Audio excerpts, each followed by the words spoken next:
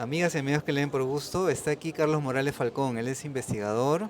Yo les había recomendado un libro que es Poetas que Cuentan. Carlos estuvo detrás de ese trabajo de investigación editorial y ahora también con Editorial Bisonte nos ha presentado la novela y la vida Siegfried y el profesor Canela, la novela de José Carlos Mariátegui, una faceta menos evidente de la Mauta, pero que conversábamos con Carlos y en la presentación también se hacía énfasis sobre este trabajo entre la novela, la crónica, el ensayo, pero también lo experimental, ¿no? Bienvenido, Carlos, felicitaciones por el trabajo. Muchas gracias por darte el tiempo para venir y agradecer a los que puedan ver el video.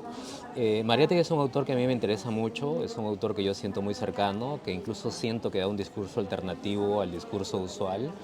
Generalmente las clases intelectuales tienen la idea de mostrarnos su formación como algo innato, como su inteligencia, su virtuosismo, como algo que es propio de ellos, como algo que de buen gusto de ellos. Y yo pienso, como Bourdieu, que ese buen gusto está cimentado a través de una base económica que les posibilita potenciar todas sus capacidades. Entonces, Mariátegui es justamente lo contrario. Mariátegui es el discurso del sacrificio. Es un chico, bueno, fue un chico que fue abandonado por su padre. Su madre tenía 3 hijos y tenía que trabajar de costurera para solventar los gastos de ellos, y él comienza, él sale de su educación escolar por un problema en la rodilla izquierda y termina estando internado en la clínica de Maison de Santé, y es ahí donde los pacientes que hablaban francés y los doctores mismos comienzan a facilitarle revistas, y él comienza a construir su conocimiento a base de muchos sacrificios y venciendo muchas adversidades. Por ese lado me parece que siento una gran empatía por Mariette. Situemos al lector o lectora. Esta novela Mariátegui la escribió en 1930, recién apareció, o sea, el año que fallece, ¿no? Y aparece recién 25 años después. Entiendo que no por era el último año de Mariátegui, pero tenía ese interés literario, como dice él también, ¿no? Como para escribir esta novela, como para decepcionar a los que creen que yo no puedo pensar sino marxistamente, ¿no? Eso lo escribió en una crónica cuando justamente hablaba de una novela de un alemán. Él estaba acá en Lima, no estaba en Italia cuando sucedió este escándalo policial y periodístico. Para situar al lector, en los años de 1926 se encuentran a un hombre deambulando en el cementerio. Lo intervienen porque se habían perdido algunos jarrones, algunos enseres del cementerio, y como no da avisos de dar su identidad, se lo llevan a la comisaría y luego lo internan en un manicomio. Como tiene buen comportamiento, deciden publicar su rostro en un periódico para que la gente lo pudiera conocer. Pasados unos días, un- uno de los lectores reconoce a este desmemoriado como el filósofo Giulio Canella, que era un filósofo que había participado en la Primera Guerra Mundial como capitán en el 9º Regimiento, pero que estaba desaparecido. Entonces hacen todo un preámbulo para que se reúna con la esposa, y la esposa finalmente lo reconoce, se van de luna de miel para recuperar la memoria, pero cuando están en plena luna de miel llega un telegrama de Turín diciéndole que por motivos de algunos documentos que faltaban retorne a la comisaría. Pero en realidad era un artilugio, porque en la comisaría le esperaba una nueva esposa, su amante, amigos impresores, un hijo de 14 años que no había visto desde hace 9 años, y entonces resulta que no era Giulio Canella, sino Mario Bruneri. Entonces estas dos esposas comienzan a pelearse en los tribunales de Mussolini para identificar la identidad de este desmemoriado, ¿no? Mariátegui conoce el caso acá desde Perú y comienza a escribir, y elige no escribir una crónica, sino elige escribir una crónica, como tú bien señalas, una novela, una hipótesis ficcional, un ensayo, hace un libro experimental. Ujú. ¿Cuál es el valor literario, dirías, de esta novela? Porque empezamos esta charla hablando de esta faceta poco conocida o poco evidente de Mariátegui novelista, ¿no?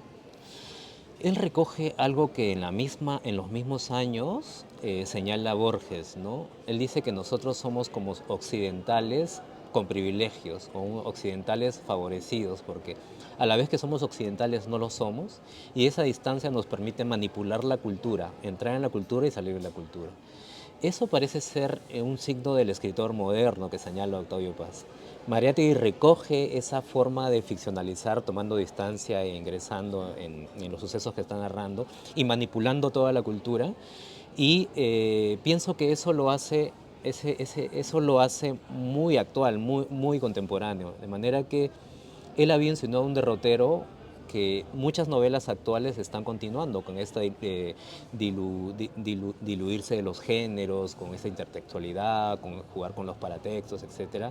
Él ya lo estaba haciendo en 1930, ¿no? Cuéntanos sobre esta edición.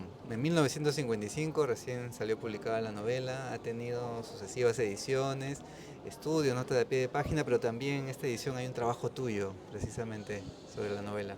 Sí, bueno, nosotros recogemos la edición de 1955.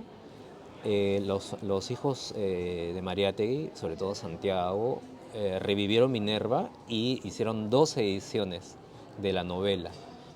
La novela en la edición de Amauta, de Minerva, tiene dos ediciones.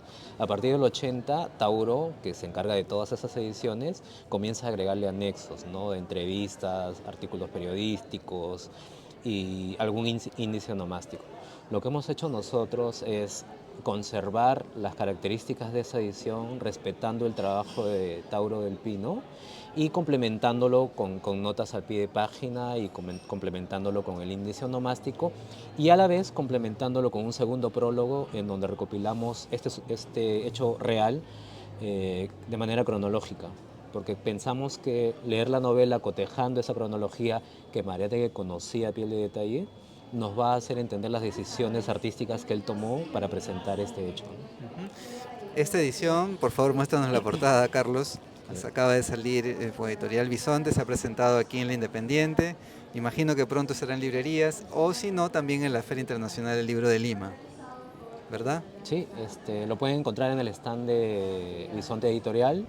Estamos hasta mañana, me parece, en la feria, o pueden contactarse por sus redes sociales con el editor. Ujú. Bueno, felicitaciones por el trabajo, Carlos. Muchísimas gracias. Había mencionado el de Poetas que Cuentan, me parece una muy buena contribución. Creo que hablando de facetas menos evidentes, poetas que han escrito relatos. Juan Gonzalo Rose escribió un cuento, Leoncio Bueno también, y así Arturo Corcuera, etcétera, ¿no?